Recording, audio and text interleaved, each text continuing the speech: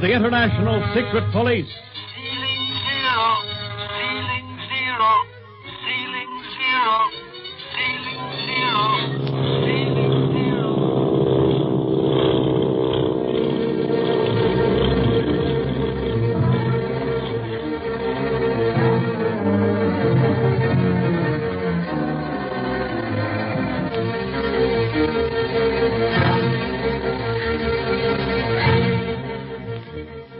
As you remember, in the last episode, Speed Gibson, his uncle, Clint Barlow, ace operator in the International Secret Police, and Barney Dunlap, Clint's working partner, were about to board the China Clipper in disguise and under assumed names bound for Hong Kong, where the dread criminal, the Octopus, has renewed his smuggling activities.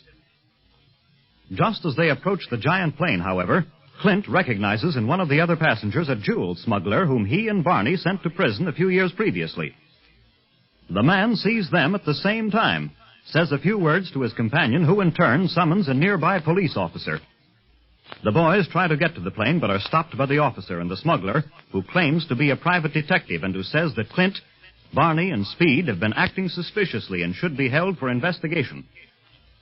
For a few tense moments, it looks as if the boys will miss the Clipper plane, but Chief Riley has been so careful about their passports, using their assumed names and disguises, and has provided credentials so excellent that the officer at last releases our friends and reprimands the supposed private detective to be more careful of his accusations thereafter. He mumbles something about mistaken identity. Then he and the boys board the plane, and now we find our friends comfortably seated in the Clipper, 6 hours out of San Francisco. Gee, I can hardly believe that we're really flying in the Clipper. Seems most too good to be true. I'd hate to be flying without it. We must be plenty high to be above the fog down there, Speed. Yeah.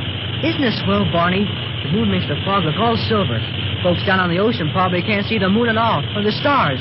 Up here, they're big as anything. Well, don't get so excited about it, kid. Gee, I can hardly believe we're really on the China Clipper. You'd better start believing it, Speed, with that jewel smuggler aboard. I'm just as sure he's a member of the Octopus gang as I'm sure we're in the air. I think so, too, Clint. Else why'd he try to keep us ashore by framing us with that cop? Yeah, our passports are what saved us. And see that you remember who those passports are made out for, Speed. Now, Barney here is supposed to be Jim Fletcher, a retired Texas oilman. And you're his son, Earl. And I'm your French tutor, Pierre Dorset. Don't forget all that when we're talking where people can overhear us, kid. I won't, Barney. Clint, you look so different with your hair dyed black and curled, and Barney with that fake squint and mustache. Do you think that smuggler really knew who you both were? Well, I don't know, Speed. Criminals are suspicious of everything and everyone. Now, he may have glimpsed something familiar about us, or his instinct may have warned him of danger. Rather than take any chances, he tried to keep us from flying on the same ship with him. Yeah, all that business about him being a private detective and us the crooks. I wanted to turn him over to the cops. Oh, and reveal who we really were? Oh, don't be a chump, Barney. We can't make an official move while we're traveling in disguise and under assumed names. I know. Have to take everything and can't dish anything out in return. Oh, don't worry, Barney. We'll get our earnings when we reach Hong Kong. Meanwhile, think of all the excitement we're going to have during the trip. It doesn't seem possible that we'll reach the Hawaiian Islands tomorrow morning. Yeah, these ships are plenty fast. It's only 18 hours flying time between Alameda and Honolulu. And after that, our next stop is Midway Island. Gosh. How long is the stopover at Honolulu? Just about 24 hours. We take off again the next morning, providing the weather is right. And am I going to make use of them 24 hours? No sleeping for me. I'm going to go swimming at Waikiki Beach, eat fish and poi, listen to ukuleles, and maybe watch some of those hula dances I've been hearing so much about. You can do that if you want, Barney. But I'm going to watch that jewel smuggler. And if I have any spare time, I'm going surfboard riding. Boy, I can hardly wait.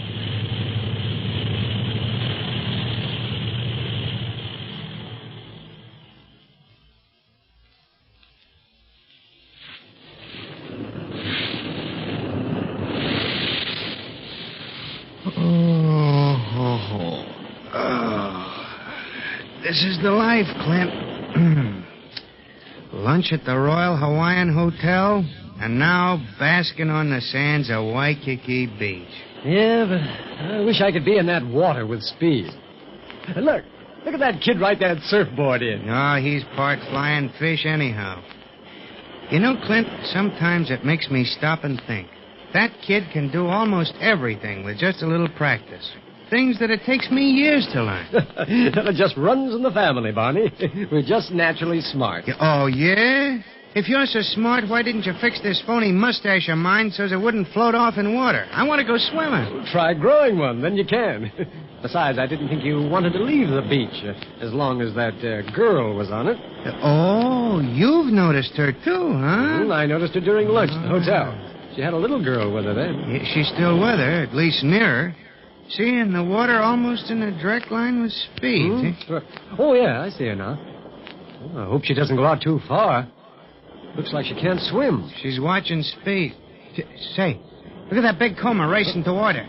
Suffering wang doodles. She's lost her foot and she's going out to sea. Well, come on, let's go after her. Oh, Speed! Speed sees her. Hope we can grab her. Speed! Speed! I'm coming. I'll get you. Help! Help! Try to keep your head up. I'm coming. Don't let me drown! Help! Help! I'm coming. Here, grab my hand. That's right. Now you're all right. Don't try to swim. Don't try to do anything. Just relax and I'll get you ashore.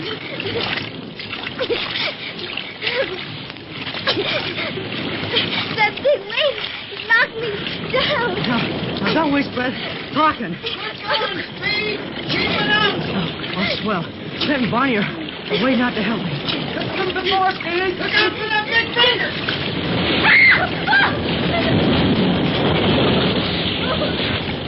All right, now don't be frightened. That wave took us. It brought us in. Yeah. I'll take the little girl. You wouldn't have been so tough, but for the undertow, it kept pulling against us. Well, careful. Careful. Here comes the young lady. Jean, honey, are you all right? I think so, Marcia. Sure, she's all right, miss. Just a little waterlogged, I reckon. She'll be good as new when she's dried Oh, out. how can I ever thank you all? And particularly this young man for saving her. Why, Jean would have been swept out to sea if he hadn't been so near her and acted so quickly. Oh, Marcia, I thought I was going to drown. Oh, there, darling. You're safe now. And don't you think you'd better thank your rescuer? Yes? Thank you. What is your name? Earl Fletcher. May I introduce ourselves? Earl is the son of Mr. James Fletcher, and I am Monsieur Dorsey, the young gentleman's tutor. Oh, I don't need to tell you how happy we are to meet you all. This is Jean Kingsley, and I'm Marcia Winfield, her governess. I'm very glad to know you. Will you and little Jean have supper with us tonight, Miss Winfield? Why, Probably Miss Winfield will be dining with Mademoiselle Jean's parents, Mr. Fletcher. Oh, no. You see, Jean's father is in China in the diplomatic service. Oh, then it's a cinch you won't be eating with him this evening. So you will eat with us, huh? Well, yes, Mr. Fletcher, we'd love to. And now I'd better take Jean back to the hotel to recover from the effects of her narrow escape.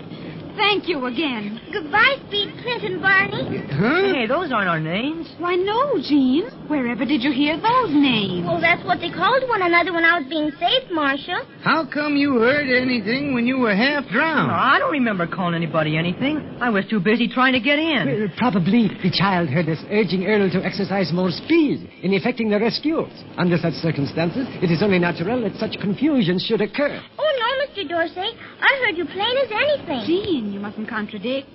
And now come along. We'll see our friends later. Goodbye.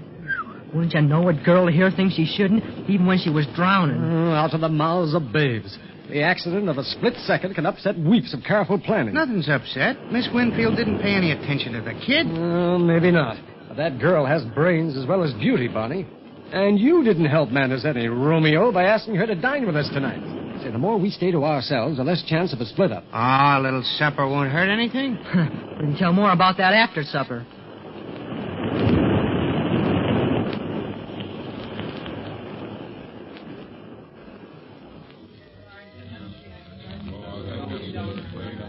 Oh, would you care for some more ice cream, Mademoiselle Jean? No, thank you, Mr. Dorsey. I'd like some more. More? You had 2 dishes already. Another one, and you'd never leave this table. Well, you wouldn't mind staying in Honolulu, would you, Earl? Well, it's swell here, Miss Winfield, but I'm looking forward to the rest of our Clipper trip. Midway, Wake, and Guam Islands, Manila, and then Hong Kong. Gee. Hong Kong. Yes, I'm anxious to reach China, too. You going over soon? Tomorrow morning, we'll be fellow passengers on the clipper ship, Mr. Fletcher. Oh, you and little Jean are flying to China, mademoiselle? Yes, I took the position as governess to Jean with that understanding. You see, her father went there 6 months ago and left Jean in my charge with instructions to bring her over as soon as he gave me the word to come.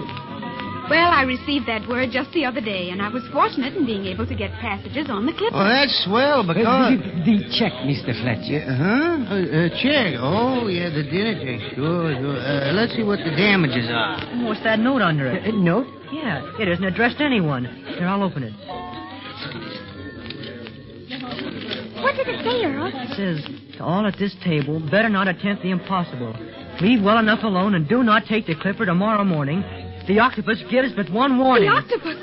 Do you know what this means, mademoiselle? Yes, that note is meant for me. The octopus is a terrible criminal who has brought tragedy into my life. Go on, Miss Winfield. I can't. I dare not. He knew I was here. He or his spies may be listening to me right now. But he's the reason I must go to China. Can we help you, Miss Winfield? I don't know. But I trust you and Mr. Dorsey and Mr. Fletcher. I feel that you're perhaps the only people in the whole world I can trust. Will you, for Jean's sake, will you give us your protection until we reach Hong Kong? But, Miss Winfield, Oh, after we reach China and Jean is safe with her father, I won't bother you anymore. What I must do then, I must do alone. But until then, will you promise us your protection? You have my promise. And mine, mademoiselle. Me too, Miss Winfield. We'll lick this octopus spy, whoever he is. I'm not afraid of anybody who's afraid to fight in the open.